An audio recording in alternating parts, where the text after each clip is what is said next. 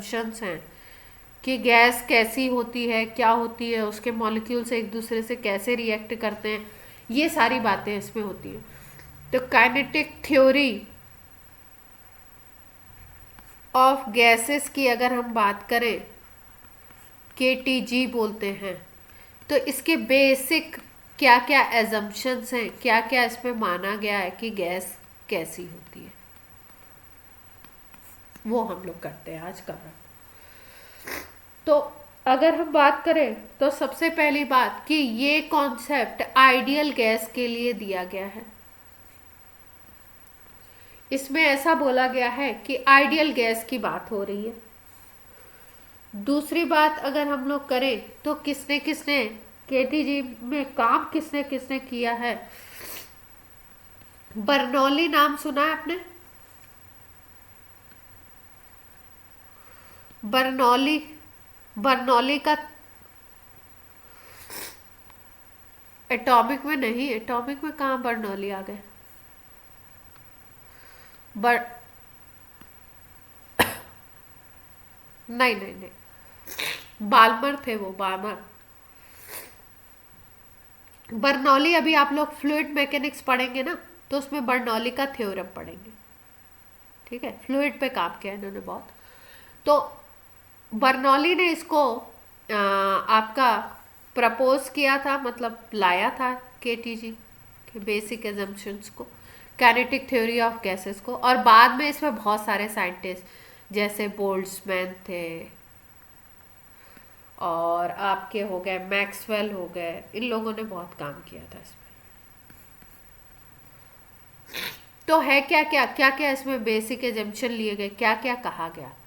सबसे पहली बात जो बोली गई कि जितनी गैसेस होती हैं, all gases made of molecules and these are moving randomly. Random motion करते हैं जो मॉलिक्यूल्स होते हैं ना गैस के, वो कैसे मोशन करते हैं, रैंडम, इधर उधर। ये कंटेनर है मान लो, इसमें गैस के मॉलिक्यूल्स हैं, तो उनका मोशन का डायरेक्शन क्या होगा, कुछ भी, कोई फिक्स डायरेक्शन नहीं है, रैंडम मोशन होता है। ठीक है। दूसरा एजम्पशन ये माना गया कि अगर गैस का टोटल वॉल्यूम आप देखो, वॉल्यूम ऑफ इंडिविजुअल मॉलिक्यूल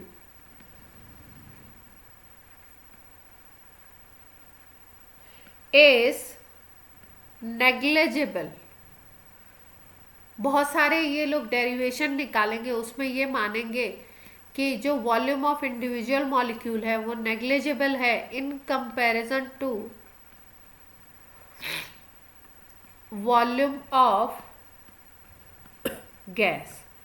पूरी गैस का जो वॉल्यूम है, जैसे मान लो हमने बोला कि ये कोई गैस A है, ये 2 लीटर में रखी हुई थी, ठीक है, तो इसके मॉलिक्यूल 2 लीटर में थे।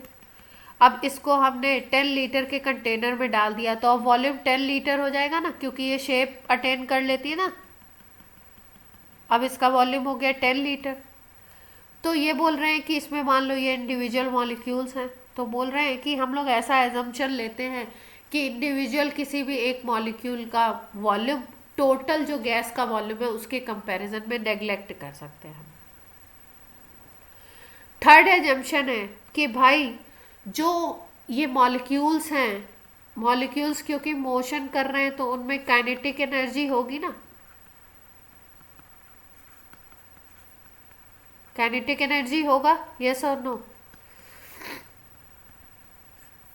तो इनमें जो काइनेटिक एनर्जी होती है ना, ये एनर्जी या जो इनका जो भी इनका टेम्परेचर होगा, काइनेटिक एनर्जी होगी, वो किसकी वजह से होगी, वो होती है कोलिजन की वजह से। Collision of molecules to the walls of container. बोलते हैं कि कंटेनर के वॉल से, ये कंटेनर है, इसके वॉल से बार बार मॉलिक्यूल टकराते हैं, कोलाइड करते हैं, इसकी वजह से इनका क्या होता है, इनमें काइनेटिक एनर्जी होती है, इनका टेम्परेचर भी इसी की वजह से होता है। क्लियर है बात? और जितना ज़्यादा कोलिजन बढ़ाते जाओगे टेम्परेचर इनका इंक्रीज करता जाएगा। कोलिजन जैसे जैसे बढ़ाओगे वैसे वैसे टेम्परेचर इंक्रीज करेगा। कोलिजन जैसे जैसे बढ़ाओगे काइनेटिक एनर्जी इंक्रीज करेगी। कोलिजन जैसे जैसे बढ़ाओगे ये मॉलिक्यूल्स जो प्रेशर एक्सर्ट कर रहे हैं इस गैस का प्रेशर भी इंक्रीज होता जाएगा।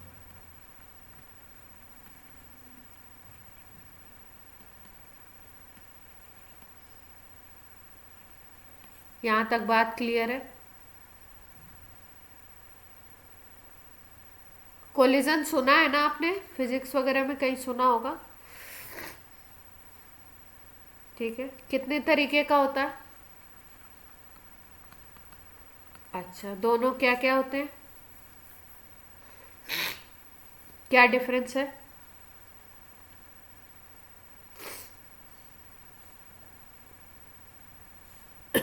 नहीं, कुछ और भी तो डिफरेंस होगा एनर्जी के टर्म्स में या मोमेंटम के टर्म्स में।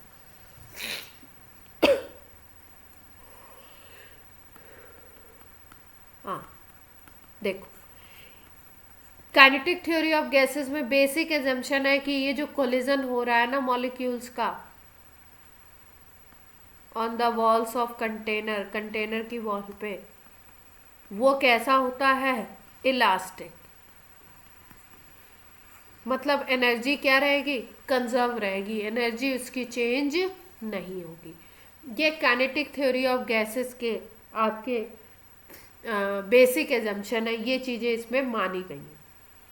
परफेक्टली इलास्टिक बोला गया। अब अगर और बात करें तो हम ये बोल सकते हैं कि ये न्यूटन्स लॉज ऑफ मोशन को भी फॉलो करेगा।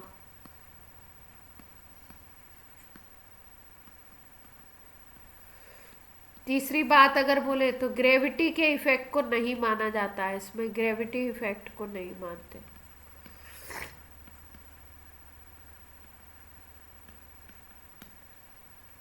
हाँ वही। फिर अगर हम लोग मॉलिक्यूल की काइनेटिक एनर्जी की बात करें तो उसकी काइनेटिक एनर्जी, गैस की काइनेटिक एनर्जी, मॉलिक्यूल की काइनेटिक एनर्जी की बात करें तो जैसे जैसे टेम्परेचर को बढ़ाते हैं वैसे वैसे काइनेटिक एनर्जी इंक्रीज करती है। और इसको हम लोग लिखते हैं एब्सोल्यूट टेम्परेचर, मतलब केल्विन में जो टेम्परेचर है उसके ऊपर डायरेक्टली प्रोपोर्शनल होगी। Kinetic energy is directly proportional to temperature. Temperature बढ़ाओगे मॉलिक्यूल की काइनेटिक एनर्जी बढ़ेगी। ठीक है, तो ये काइनेटिक थ्योरी ऑफ गैसेस के कुछ बेसिक एजम्पशन है जो माने गए। उसमें ये वाला जो एजम्पशन है ये बड़े काम का है हमारा कि volume of individual molecule is negligible in comparison to volume of gas. अगर ऐसा नहीं हो तो कुछ एबनॉर्मेलिटीज आती हैं, उसके अकॉर्डिंग जो गैसेस होती हैं वो आइडियल नहीं रह पाती हैं, उनका कॉन्सेप्ट दूसरा बन जाता है। अब उसकी हम लोग बात करते हैं। जैसे मान लो एक कॉन्सेप्ट होता है आइडियल गैस, जिसके लिए अभी हमने इक्वेशन निकाली PV is equal to nRT। ठीक है, तो यानी आइडियल गैस के लिए कोई भी कैलकुलेशन हमें करना है तो हम इस इक्वेशन को यूज कर सकते हैं। इसमें टेम्परेचर, प्रेशर, इसका कोई बाउंडेशन नहीं है, आराम से ये सभी टेम्परेचर और प्रेशर पे ये इसको PV is equal to nRT equation को फॉलो करेंगे। लेकिन जो रियल गैस होती है, अब आप बोलोगे आइडियल रियल का क्या कॉन्सेप्ट है, जो गैसेस होती हैं एग्जैक्टली वो एग्जैक्टली क्या होती है, रियल ही होती है। आइडियल कोई गैस ही नहीं होती, आइडियल एक हाइपोथेटिकल कॉन्सेप्ट है।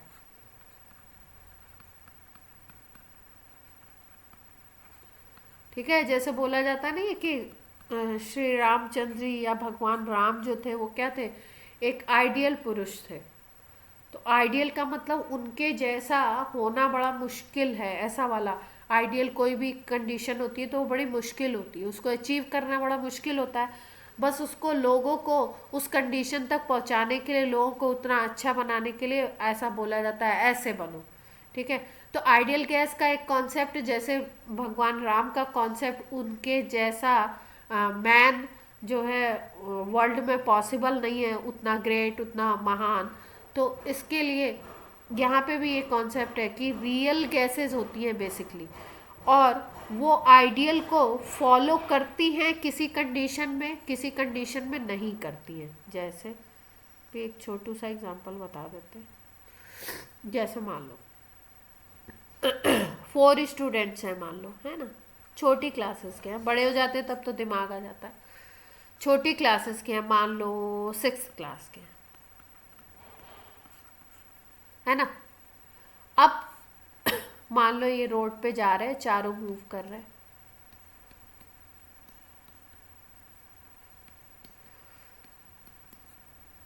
इनको क्लास में जो है मॉरल एजुकेशन खूब पढ़ाया जाता है, चारों एक ही स्कूल के स्टूडेंट है, मॉरल एजुकेशन खूब पढ़ते हैं। ठीक है। और मॉरल एजुकेशन में सिखाया भी जाता है कि अगर आपको सड़क पे कहीं ऐसे पैसे मिलते हैं तो आपको नहीं उठाना है, या किसी की चोरी नहीं करनी है, कुछ ऐसी चीज़ें नहीं करनी है। ठीक है। तो आइडियल कॉन्सेप्ट क्या है, मॉरल एजुकेशन जो उनको सिखाई गई, आइडियल कॉन्सेप्ट ये है कि अगर उनको कहीं रास्ते में कुछ पैसे रुपए मिलते हैं तो वो नहीं उठाएंगे। आइडियल कॉन्सेप्ट यही है ना। या वो क्या करेंगे, चोरी नहीं करेंगे। ठीक, ये आइडियल कॉन्सेप्ट है। लेकिन मान लो कि किसी को यहाँ पे सपोज 100 रुपीज़ मिलते हैं, या 500 रुपीज़ मिलते हैं, या 1000 रुपीज़ मिलते हैं। अब ऐसा हो सकता है कि ABC, मान लो यहाँ पे किसी को 1 लाख रुपीज़ का कोई पैकेट ऐसे मिल जाए, किसी का गिर जाए। ठीक है। तो हो सकता है ABC ये तीनों जो हो ये इसको नहीं टच करें। ठीक है। लेकिन हो सकता है कोई एक ऐसा हो जो ये जैसा आप आइडियल सोच रहे हो कि हमने मॉरल एजुकेशन पढ़ाया है, तो एक ऐसा हो सकता है जो डेविएट हो सकता है अपने इससे, मॉरल एजुकेशन। क्या कहते हो। तो ये तो कंडीशन थी एक कि 100 रुपीज़ तक, 500 रुपीज़ तक, 1000 तक सभी ईमानदार हो रहे थे। किसी की भी बात कर रही हूँ, ABCD सब ईमानदार थे यहाँ तक। अब इससे ज़्यादा जब अमाउंट आया ना, 1 लाख रुपीज़ बहुत ज़्यादा आ गया इसके कंपैरिजन में।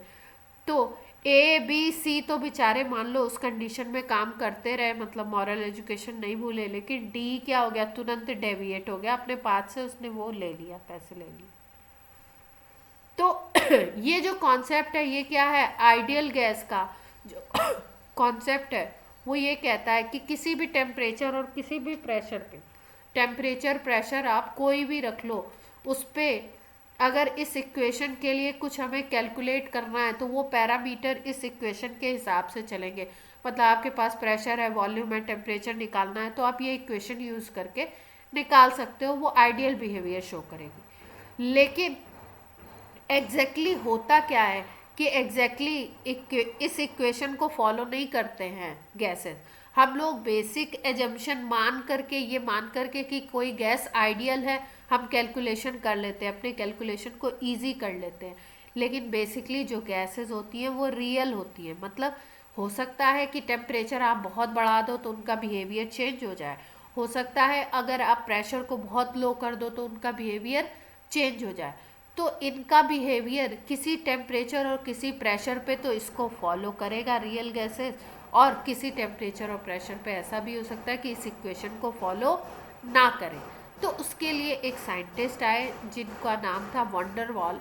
उन्होंने इसमें कुछ करेक्शन किया, और करेक्शन करके बोला कि भाई अब इसको आप रियल के लिए यूज़ कर सकते हो, लेकिन अगर आइडियल गैस के लिए यूज़ करना है तो आपको यही इक्वेशन यूज़ करनी होगी। कुछ थोड़ी बहुत बात समझ आई, 1% भी समझ आया।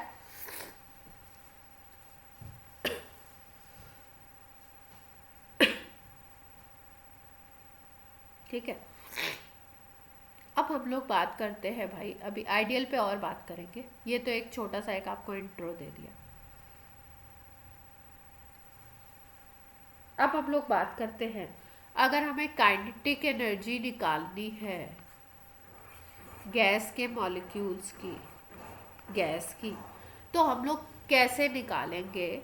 और इसका देखो, केमिस्ट्री में डेरिवेशन का कोई काम नहीं होता है ना, तो डेरिवेशन पार्ट में हम नहीं जाएंगे। हम लोग को सीधे सीधे फॉर्मूला याद रखना है, कहाँ पे कैसे हमको उसको फॉर्मूला को यूज़ करना है, कितने फॉर्म्स उसके हो सकते हैं, वो चीज़ें हम याद रखेंगे। इसका जैसे काइनेटिक एनर्जी का प्रॉपर डेरिवेशन है, तो डेरिवेशन में हम नहीं जाने वाले।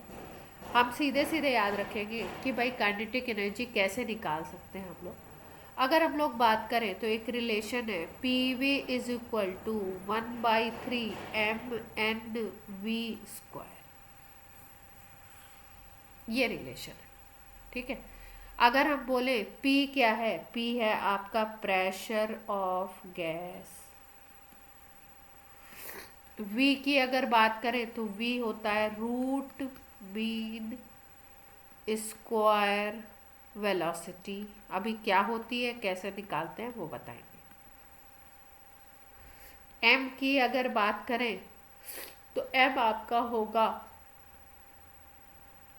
Mass of one molecule. N की अगर बात करें, नंबर ऑफ मॉलिक्यूल, ये मास ऑफ मॉलिक्यूल होगा, वन मॉलिक्यूल नहीं, number of molecule present in given amount of gas,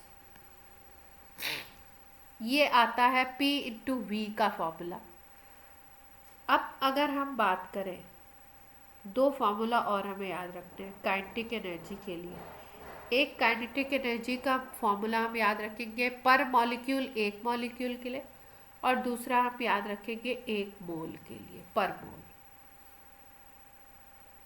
ये हमारे काम आने वाले बहुत।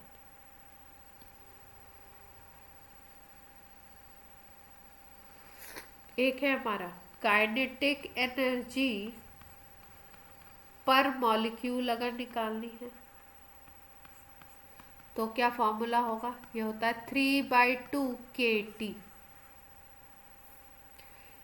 के होता है यहाँ पे, के को कभी कभी ऐसे भी लिखते हैं, स्मॉल के से, इसको बोलते हैं बोल्ट्जमैन, साइंटिस्ट का नाम है, कांस्टेंट।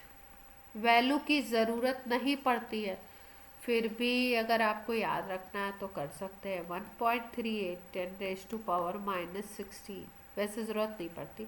ऑक्स पर केल्विन मॉलिक्यूल, ये बोल्ट्जमैन कांस्टेंट की वैल्यू है। बोल्ट्जमैन कांस्टेंट को अगर हम लोग वैसे देखें तो इसकी वैल्यू आती है R/N। R होता है गैस कांस्टेंट, गैस कांस्टेंट की वैल्यू आपको बताई थी, और N होता है एवोगैड्रो नंबर, N लिख देते हैं इसको, ठीक है। बोल्ट्जमैन कांस्टेंट की यूनिट बताएंगे क्या हो सकती है, फॉर्मूला बता दिया मैंने तो।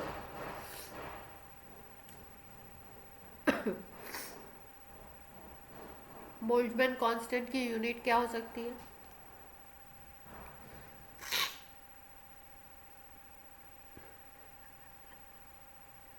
हाँ, ठीक ठीक ठीक। अब देखो, यही फॉर्मूला 3/2 kT हमने कर दिया तो काइनेटिक एनर्जी पर मॉलिक्यूल निकल गई, एक मॉलिक्यूल की काइनेटिक एनर्जी। अब यही हमें काइनेटिक एनर्जी पर मोल निकालनी है ना अगर, तो 3/2 RT बन जाता है। ये फॉर्मूला सब कैलकुलेट करके निकाला गया है, बट हमें काम आएगा फॉर्मूला काइनेटिक एनर्जी ऑफ पर मोल। अगर पर मोल काइनेटिक एनर्जी चाहिए तो K की जगह 3/2 RT आ जाता है। क्लियर है यहाँ तक की बात?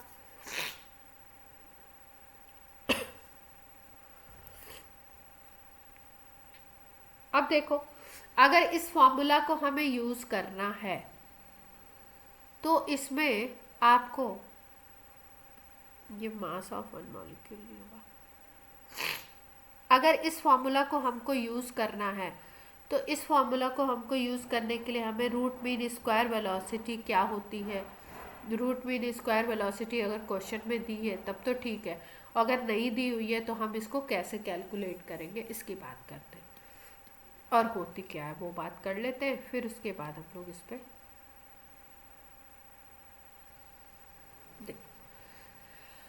इस चैप्टर में हम लोग 3 तरीके की मॉलिक्यूल्स की, गैस के मॉलिक्यूल के 3 तरीके के वेलोसिटी के बारे में बात करेंगे।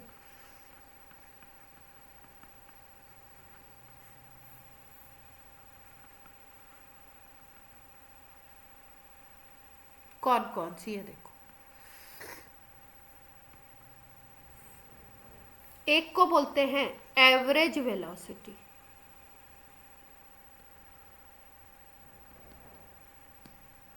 ठीक है, इसको आप ऐसे वी एवरेज से भी डिनोट कर सकते हो। एक को बोलते हैं मोस्ट प्रोबेबल वेलोसिटी, इसको वी एम पी से भी डिनोट करते हैं। और एक को बोलते हैं root mean square velocity, V R M S बोलते हैं।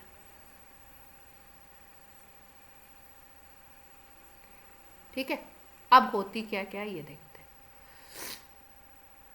अगर हम लोग बात करें एवरेज की, तो एवरेज से आपको क्या समझ में आ रहा है, मान लो 10 मॉलिक्यूल्स है, उनकी अलग अलग वेलोसिटी आपको पता है, तो आप एवरेज निकाल सकते हो। यस और नो, एवरेज निकालने आता है सबको। मान लो ये गैस सैंपल है, सपोज एक मॉलिक्यूल ये ए है, एक मॉलिक्यूल ये बी है, एक मॉलिक्यूल ये सी है, एक मॉलिक्यूल ये डी है। इसकी वेलोसिटी मान लो 1 मीटर पर सेकेंड स्क्वायर है, सेकेंड है। इसकी वेलोसिटी मान लो 2 मीटर पर सेकेंड है। इसकी वेलोसिटी मान लो 4 मीटर पर सेकेंड है। इसकी 1 मीटर पर सेकेंड है।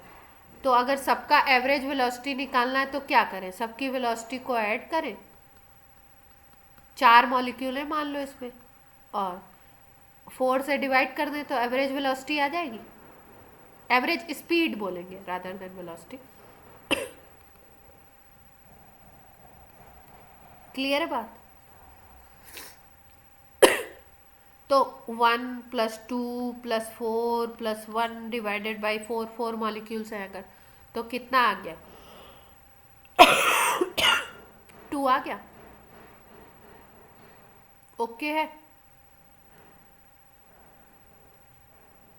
तो इसका मतलब क्या है कि एवरेज वेलोसिटी क्या होती है, सारे मॉलिक्यूल्स की वेलोसिटी का अगर एवरेज निकाल लें हम तो उसको हम बोलते हैं एवरेज वेलोसिटी। कोई दिक्कत, सिंपल था सबसे ज़्यादा। एवरेज ऑफ, हाँ इसका भी डेरिवेशन है लेकिन डेरिवेशन नहीं करेंगे हम, फॉर्मूला याद रखेंगे सीधे सीधे, ठीक। Average of velocity of all molecules is V A V. Average velocity कैसे निकालोगे, v1 + v2 + v3 + v4, मान लो ये कई सारे मॉलिक्यूल्स हैं, vn तक है, तो डिवाइडेड बाय n कर दोगे। क्लियर है यहाँ तक की बात। एवरेज कैसे निकालना है, बी एवरेज, ठीक है। अब दूसरा टर्म, पहले टर्म समझते हैं फिर फॉर्मूला समझेंगे कि किसका क्या फॉर्मूला। अब दूसरा टर्म है मोस्ट प्रोबेबल। मोस्ट प्रोबेबल का क्या मतलब है, देखो मोस्ट प्रोबेबल वेलोसिटी का मतलब क्या है। जैसे मान लो ये गैस के कंटेनर है, कंटेनर है, इसमें ढेर सारे आपके गैस के मॉलिक्यूल्स हैं। मान लो इसमें सपोज 100 मॉलिक्यूल्स टोटल है, ठीक है। अभी क्या समझा रहे हैं आपको, मोस्ट प्रोबेबल।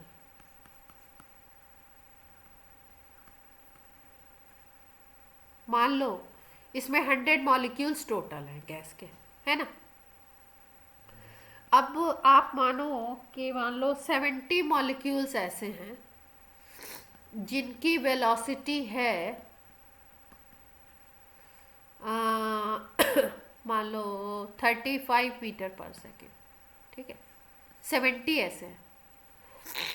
इसके बाद 10 मॉलिक्यूल्स ऐसे हैं जिनकी वेलोसिटी है 55 मीटर पर सेकेंड। फिर उसके बाद मान लो 8 मॉलिक्यूल्स ऐसे हैं जिनकी है 60 मीटर पर सेकेंड, ठीक है। अब कितने बच गए 100 में से? 70 प्लस 80 हो गए, 80 प्लस 88 हो गए, है ना। अब कितने बचे हमारे पास? 12। हाँ, अब 2 मॉलिक्यूल्स मान लो ऐसे हैं जिनके पास वेलोसिटी है आपकी 20 मीटर पर सेकेंड। फिर आपके पास 5 ऐसे हैं जिनके पास वेलोसिटी है 5 मॉलिक्यूल की वेलोसिटी है मान लो 15 मीटर पर सेकेंड, ठीक है। और 5 और रह गए, 5 की मान लो है 25। देख पा रहे हो कितनी कितनी वेलोसिटी है, कितने कितने मॉलिक्यूल। 100 मॉलिक्यूल थे हमारे पास टोटल। 100 मॉलिक्यूल्स में से 70 मॉलिक्यूल की वेलोसिटी आ गई हमारी कितनी? 70 मॉलिक्यूल की वेलोसिटी आ गई कितनी? 35 मीटर पर सेकेंड, ठीक है। बाकी 10 की कितनी है? 55। 8 की कितनी है? 60। 2 और ऐसे हैं जिनकी 25, और ऐसे हैं जिनकी 15, 5 और ऐसे हैं जिनकी 25। तो अगर देखो तो 70 के पास 35 वेलोसिटी है ना, 35 मीटर पर सेकेंड की। तो ज़्यादातर मॉलिक्यूल के पास 35 हुई। इस बात से सब लोग एग्री कर रहे हैं, ठीक है। अगर सबसे ज़्यादा अगर इनको कैटेगराइज करें हम तो सबसे ज़्यादा जो वेलोसिटी का वो है मतलब सिमिलर टाइप ऑफ वेलोसिटी है वो 70 मॉलिक्यूल के पास है 35 मीटर पर सेकेंड। तो ज़्यादातर मॉलिक्यूल के पास जो वेलोसिटी होता है that is called most probable velocity. तो इसमें अगर इस पूरे केस को ऑब्जर्व करो तो 35 हो जाएगा मोस्ट प्रोबेबल। VMP बोलते हैं इसको। क्लियर है बात? मतलब क्या है? मतलब ये है कि मोस्ट प्रोबेबल को हम क्या कह सकते हैं? मोस्ट प्रोबेबल को हम कह सकते हैं velocity possessed by maximum number of molecules of a gas at given temperature. Temperature change नहीं करेंगे, नहीं तो वैल्यू चेंज हो जाएगी। टेम्परेचर कांस्टेंट रख के बात कर रहे हैं। तो कोई भी अगर आप गैस का सैंपल लो, अगर उसमें ज़्यादातर मॉलिक्यूल के पास कोई वेलोसिटी की वैल्यू है तो वो वेलोसिटी की वैल्यू कहलाएगी आपकी मोस्ट प्रोबेबल। क्लियर होती है बात? इसमें बड़े अच्छे अच्छे सवाल आते हैं, इसलिए ये टर्म समझना बहुत ज़रूरी है। एवरेज तो बिल्कुल सिंपल है, सारे मॉलिक्यूल का अर्थमेटिक मीन निकाल दो, एवरेज निकाल दो, वो एवरेज वेलोसिटी। मोस्ट प्रोबेबल, मान लो कि आपके पास जितने भी मॉलिक्यूल्स हैं ज़्यादातर के पास जो वैल्यू होगी उसको बोलोगे आप मोस्ट प्रोबेबल। जैसे मान लो आपके घर में 10 लोग हैं और इतना लेट कौन आ रहा है? आयुष। देखो सपोज हमारे पास हमारे घर में 10 लोग हैं, है ना। 10 पर्सन है आपकी फैमिली में और सबके अलग अलग बैंक बैलेंस है। मान लो किसी का 7 पर्सन ऐसे हैं या 8 पर्सन ऐसे हैं जिनका बैंक बैलेंस मान लो 100 करोड़ है, ठीक है, 8 पर्सन का। और एक ऐसा है जो 5 करोड़ पे है, और एक ऐसा है जो लेग्स पे है। ठीक है, तो मतलब क्या है, ज़्यादातर जो पूरा जो काउंट था 10 का उसमें से 8 मैक्सिमम के पास कितना है, 100 करोड़ है ना। तो ये हो जाएगा मोस्ट प्रोबेबल। अगर प्रोबेबिलिटी देखी जाए तो सबसे ज़्यादा किसकी है, ये जो 8 पर्सन है इनकी ये 100 करोड़ की प्रोबेबिलिटी ज़्यादा है। मतलब अगर आप आंख बंद करके 10 को पकड़ते हो, किसी को आप उनके साथ अगर चूज़ करते हो आंख बंद करके किसी को, तो प्रोबेबिलिटी ज़्यादा है कि आप किसको कैच करोगे, 100 करोड़ वाले पर्सन को। क्लियर हो गई बात कि मोस्ट प्रोबेबल क्या होगा। मोस्ट प्रोबेबल वेलोसिटी का मतलब कोई भी गैस का सैंपल है उसमें ज़्यादातर मॉलिक्यूल्स के पास जो वेलोसिटी का काउंट होगा, जो वेलोसिटी होगी, उसको हम बोलेंगे मोस्ट प्रोबेबल। अब सबसे लास्ट और जिससे क्वेश्चन बहुत आता है उसको हम बोलते हैं root mean square velocity, VRMS। अब VRMS क्या है देखो, आयुष 3 वेलोसिटीज बताई हैं आज के टॉपिक में। एक एवरेज है, गैस के मान लो 10 मॉलिक्यूल हैं, उनका सबकी वेलोसिटी का एवरेज निकाल दो, मतलब सबकी वेलोसिटी ऐड करके उनके नंबर से डिवाइड कर दो। 10 है तो 10, 100 मॉलिक्यूल है तो 100 से डिवाइड कर दो। फिर मोस्ट प्रोबेबल और लास्ट वाली है रूट मीन स्क्वायर वेलोसिटी, इसकी बात करते हैं। ये बिल्कुल टफ नहीं है। इसका क्या है, ये जो वर्ड जो कहता है वही करना है हमें, रूट मीन स्क्वायर वेलोसिटी।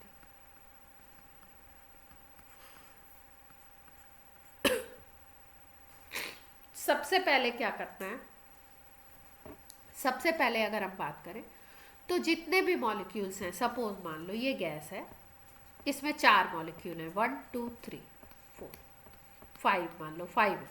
ठीक है, ये मॉलिक्यूल्स को हमने नाम दे दिया 1 2 3 4 5। अब क्या करना है, इनकी वेलोसिटी मान लो एक की V1 है, एक की V2 है, एक की V3 है, एक की V4, एक की V5। स्पीड है ये, मान लो वेलोसिटी है जो भी।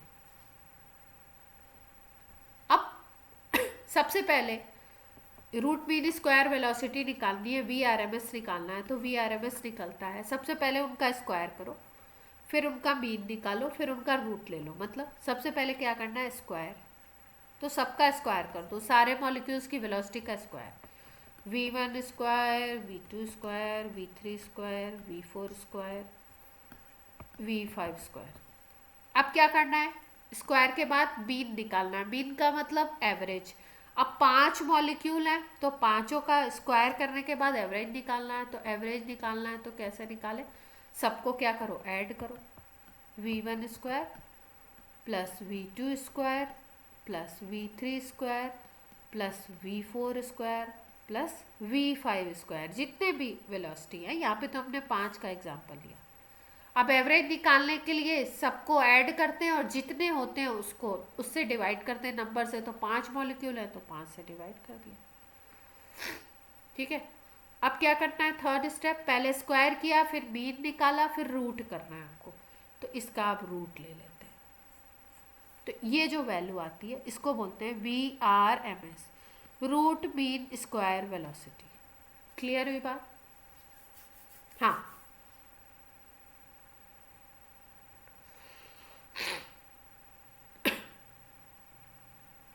इसका बड़ा काम है, अभी देखना कहाँ कहाँ यूज़ करते हैं, है ना। इस पे बड़ी डिपेंडेंसी है तो इसका बड़ा काम निकाला गया है। ठीक है, अब देखो आता क्या है, क्या यूज़ है, वही जो आपने बात करी कि क्या यूज़ है इसका। तो यहाँ पे लिख देते हैं हम लोग, एवरेज का फॉर्मूला लिख दिया। ये तो मोस्ट प्रोबेबल है, आपको पता ही है, ये नंबर देख के पता लगती है। VRMS का अगर लिखें तो V1 square plus V2 square plus V3 square plus dash dash dash VN square तक लिख सकते हैं। रूट निकाल लिया, डिवाइडेड बाय n कर दिया, ये VRMS हो गया। अब किसी भी गैस के लिए इनके लिए फॉर्मूला डेराइव किए गए और डेराइव करने के बाद बताया गया कि कौन कौन कैसे कैसे रिलेट होता है। तो इसका फॉर्मूला हमारे काम में आता है, उसको याद रख लेते हैं हम लोग, उसको याद रखेंगे।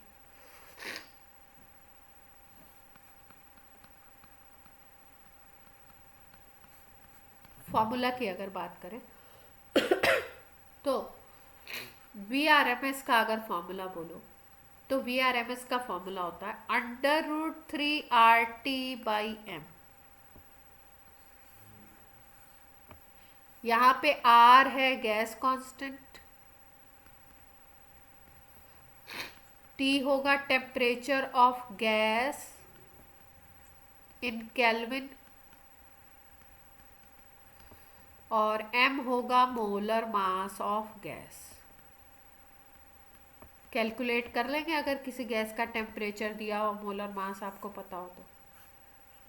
We R M S temperature पे डिपेंड करता है, तो टेम्परेचर से कैलकुलेट कर लेंगे, अभी करवाएंगे इसमें न्यूमेरिकल। अब दूसरी बात करें, अगर वी एवरेज की बात कर लो, तो जब एवरेज का फॉर्मूला निकाला गया ना, तो एवरेज के फॉर्मूला में आया 8RT/πm। पाई की वैल्यू सब लोग जानते हैं ना, 3.14 या 22/7 भी लेते हैं। R वही गैस कांस्टेंट है, T वही टेम्परेचर है, M वही molar mass of gas. Clear. और तीसरी है आपकी V मोस्ट प्रोबेबल। जब मोस्ट प्रोबेबल को निकाला गया तो वो आया √2RT/m। ठीक है। तो कैसे ध्यान रखेंगे, ध्यान कैसे रखना है आपको, अगर फॉर्मूला ऐसे आपको याद नहीं हो तो आपको ऐसे याद रखना है। रूट सब में है, RT/m सब में है, देख पा रहे हो, देख पा रहे हो क्या सब लोग? RT/m सब में है, रूट सब में है। अगर हम बात करें MP की, मोस्ट प्रोबेबल की, तो इसमें है √2।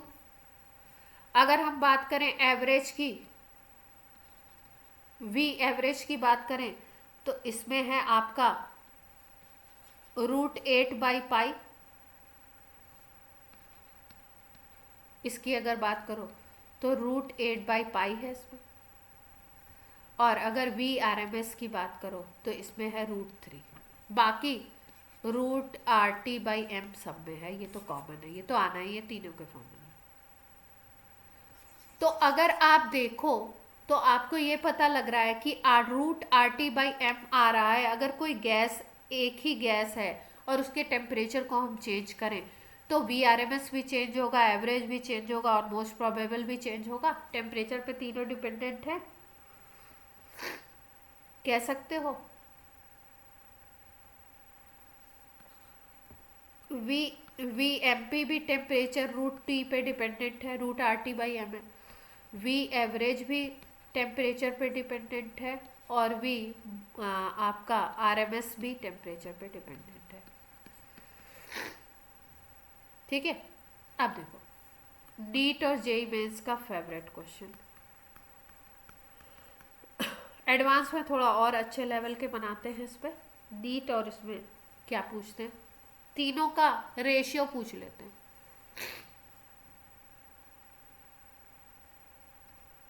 तीनों का क्या करना है, रेशियो निकालना है। कैसे? V most probable, V average और VRMS, इन तीनों का रेशियो पूछ लेते हैं। ठीक है। तो वैल्यू याद रह जाए तो सबसे अच्छी बात है, नहीं तो फॉर्मूला से हमें याद करना पड़ेगा। किसी भी एक गैस के लिए पूछेंगे, कांस्टेंट टेम्परेचर है और उसके लिए VMP, V एवरेज और VRMS का रेशियो। तो अगर आप याद कर लो तो ज़्यादा अच्छा है, नहीं याद करो तो फॉर्मूला से आपको कैलकुलेट करना पड़ेगा। VMP, V एवरेज, VRMS, देखो क्या रेशियो आता है, 1:1.128:1. यहाँ पे आता है 2 वाली, 2:4। देख पा रहे हो रेशियो? तो अगर देखो तो सबसे ज्यादा वेलोसिटी कौन सी आ रही है, VRMS की वैल्यू सबसे ज्यादा है ना, देख रहे हो? ये है 1.224, ये है 1.128, ये है 1। VMP क्या है सबसे कम। ओके है।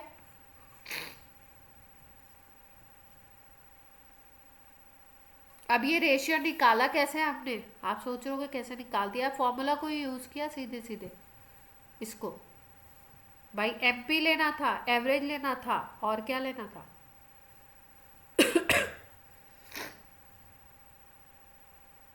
पहले हमें एमपी लेना था, फिर एवरेज लेना था, फिर आरएमएस लेना था। तो एमपी में क्या था आपका, एमपी में अगर देखो तो आपका था 2 RT/M।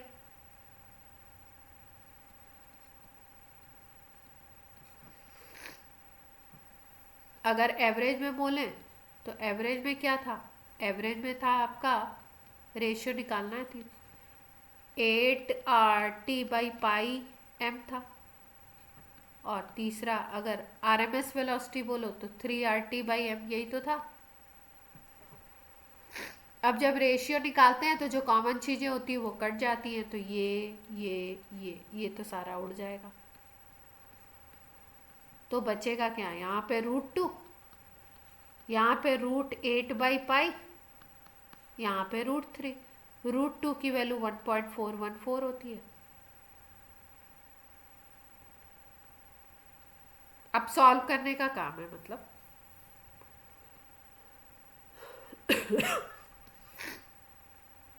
√2 की अगर वैल्यू देखें, पहले में आया √2, दूसरे में आया √8/π, तीसरे में आया √3। √2 की वैल्यू 1.414 होती है। √8 की वैल्यू अगर देखो तो होती है 8/3.14, इसको ले लो पाई को, और √3 की वैल्यू 1.732 होती है। ये अगर डिवाइड करोगे तो देखो कितना आता है, कैलकुलेटर से डिवाइड कर लो।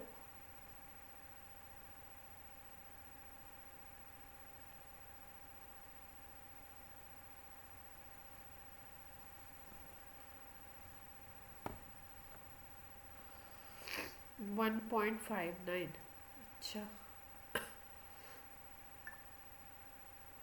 एग्जैक्ट बोलो, 3 डिजिट तक तो बोलो, बाकी सब 3 डिजिट तक है ना।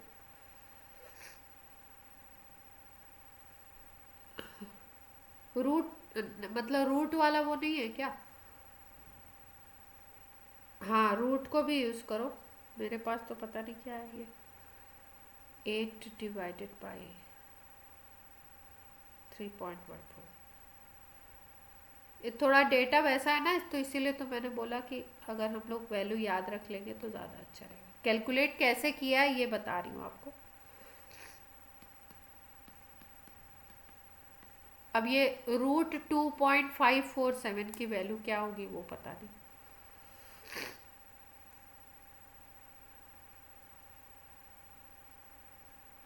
एट बाई 3.14 का।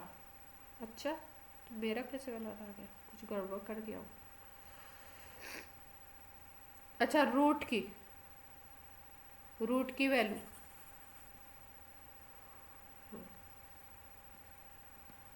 596 आ रही है पूरी वैल्यू, ठीक है। हाँ,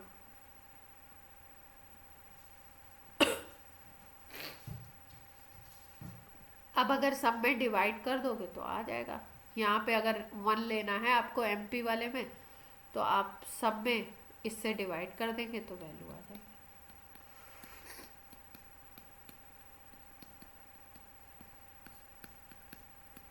कैलकुलेशन थोड़ी लंबी है ना, थोड़ी नहीं मतलब बहुत ज़्यादा लंबी है।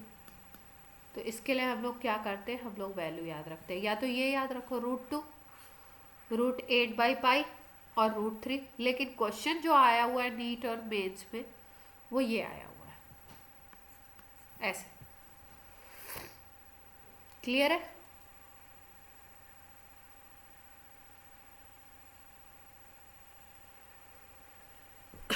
अब आरएमएस पे कुछ क्वेश्चन कर ले, 2-4।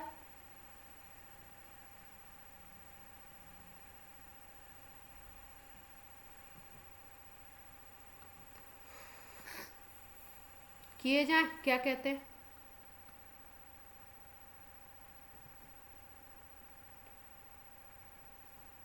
अरे क्या हुआ तुम लोग को? यस करने में बड़ी देर लगा दी, क्या बात है?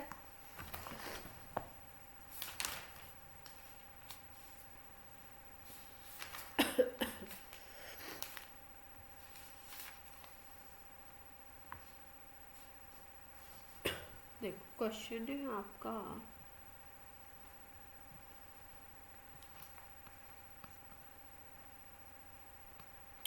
what is temperature at which oxygen molecule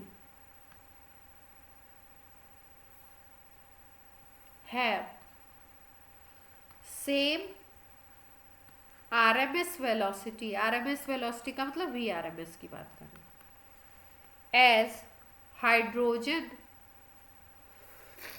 at 27 degree centigrade.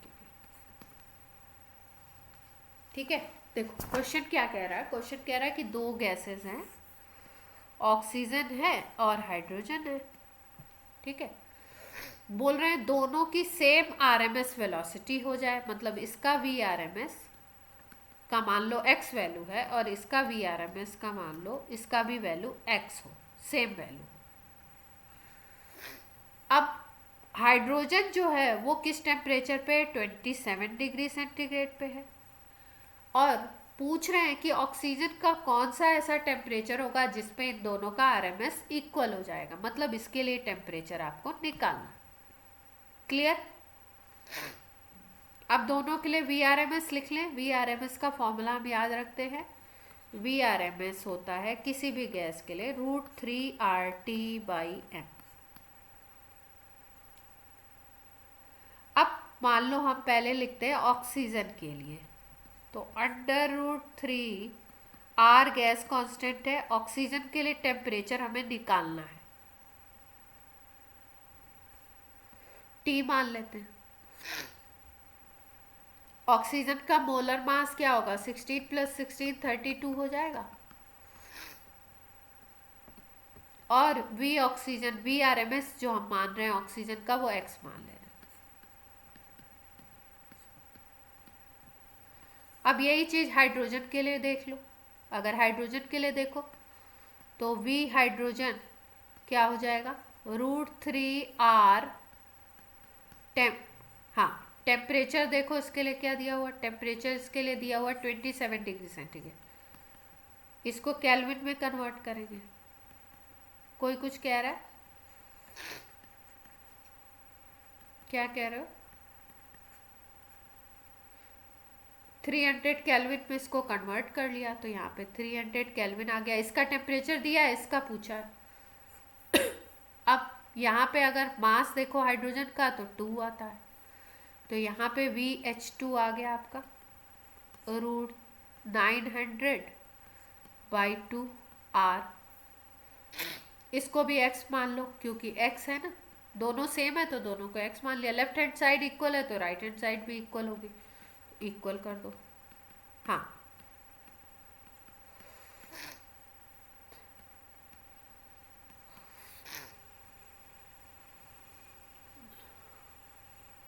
कहाँ, अच्छा चलो भाई, आप कह रहे हो ये वाला कैलकुलेशन इजी करने के लिए हम यहाँ पे क्या करें, इसको 900 ना करके जैसा फॉर्म है वैसा ही रखें, है ना, ये कह रहे हैं x = इसको ऐसे ही रखते हैं 3R 300/2 ऐसे।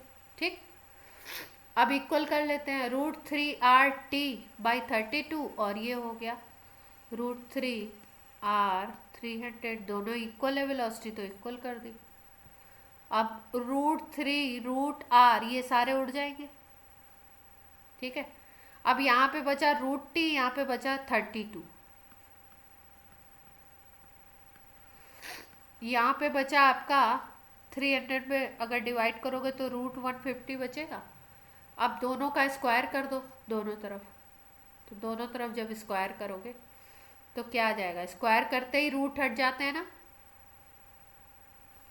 तो यहाँ पे T/32 आ जाएगा और यहाँ पे 150 तो पहले से ही था। स्क्वायर करते ही दोनों तरफ के रूट गायब हो जाएंगे। तो T is equal to 150 into 32 आ जाएगा।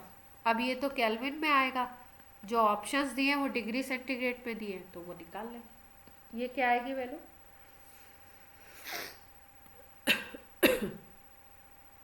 15 2 जा 30, 3 15 3 जा 45, 48, ये आ जाएगा ना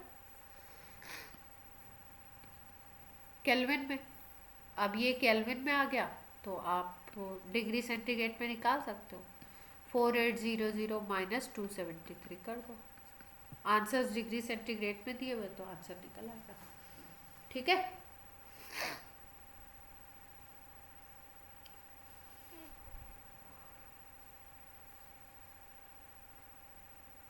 क्लियर हो गई बात? अभी ये आंसर आपका डिग्री सेंटीग्रेड में आ जाएगा जो भी आए। तो हाँ, इस तरीके से आपके क्वेश्चन आएंगे। 4 6 तो आंसर ही नहीं दिया, आंसर दिया 4 5 2 7 दिया, 4 2 2 7, 4 5 2 7, 3 5 2 7, 4000, 4 5 2 7। हाँ,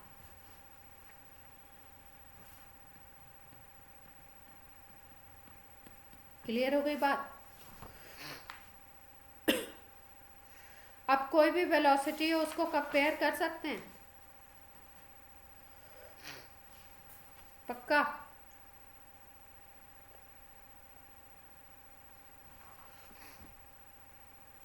एक और कर लेते हैं फिर आपकी क्लास ऑफ करते हैं। आपको अच्छा सॉल्व क्वेश्चन क्यों करवाऊँ, सॉल्व तो छोड़ देते हैं, आपको करवाते हैं answer.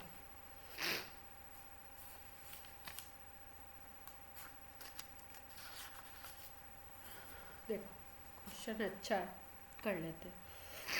Average speed at temperature T degree centigrade of CH4 is √28/88। ये एवरेज स्पीड दिया हुआ है, ठीक है।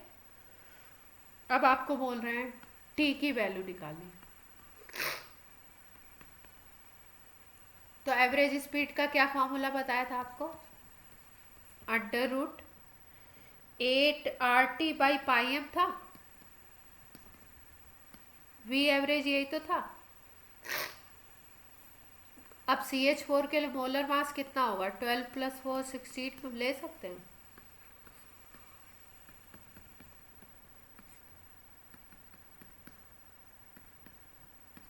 एवरेज स्पीड ये दी हुई है,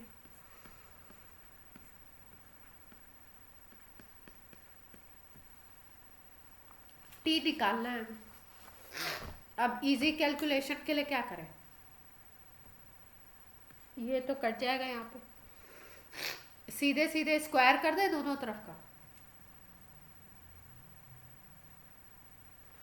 तो दोनों तरफ स्क्वायर कर दो तो ये RT/2π हो जाएगा, और ये 28/88 इंटू ये आपका इसका भी स्क्वायर होगा, ठीक है। अब निकाल लेंगे सॉल्व करके, वैल्यू रखनी पड़ेगी सब। देखो T की वैल्यू निकालनी है तो बाकी सबको राइट में ले जाओ।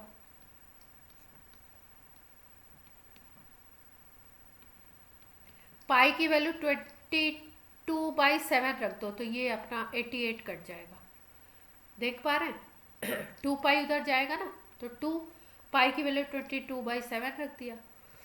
R नीचे आएगा तो R की वैल्यू क्या लेनी? 8.314 लेना पड़ेगा MKS वाली, क्योंकि यहाँ पे ये मीटर पर सेकंड में है ना, तो MKS की वैल्यू R की ले लेते हैं।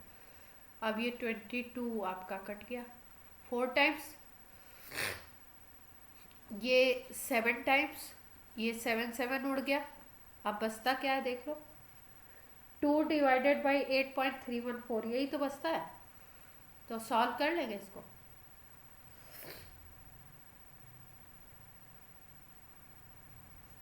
और ये भी तो है 10⁻⁶,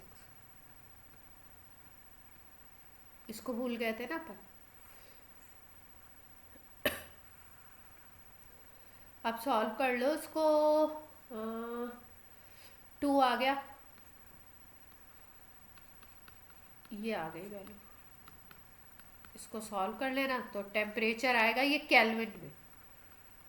ऑप्शंस आपको डिग्री सेंटीग्रेड में दिए, तो डिग्री सेंटीग्रेड में कैलकुलेट कर लेंगे। क्लियर हो गई?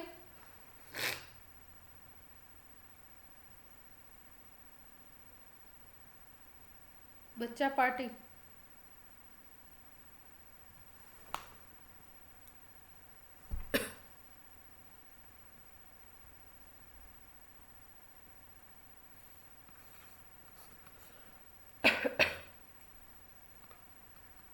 Intercept on y-axis and slope of curve plotted between PT versus T। एक ग्राफ खींचा गया है, किसके बीच में? ये इन्होंने ग्राफ खींचा है P/T और T के बीच में। For ideal gas having 10 moles in closed rigid container, थोड़ा अलग सा क्वेश्चन है पर टफ नहीं है, of volume 8 to 1.821 litre, pressure is in atm and temperature in Kelvin,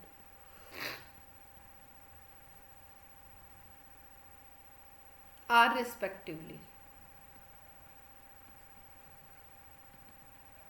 मतलब आपको निकालना है प्रेशर और टेम्परेचर। इंफॉर्मेशन क्या दी हुई है?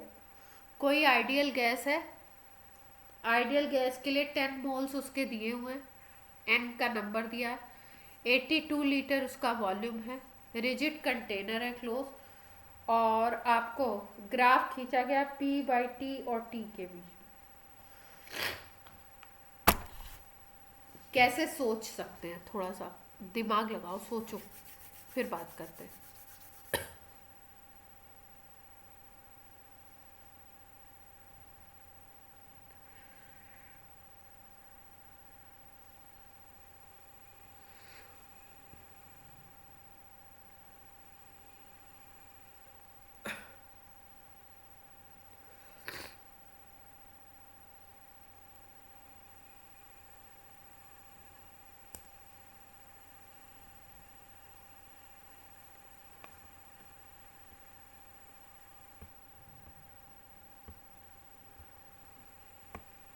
एक सेकेंड डिस्कशन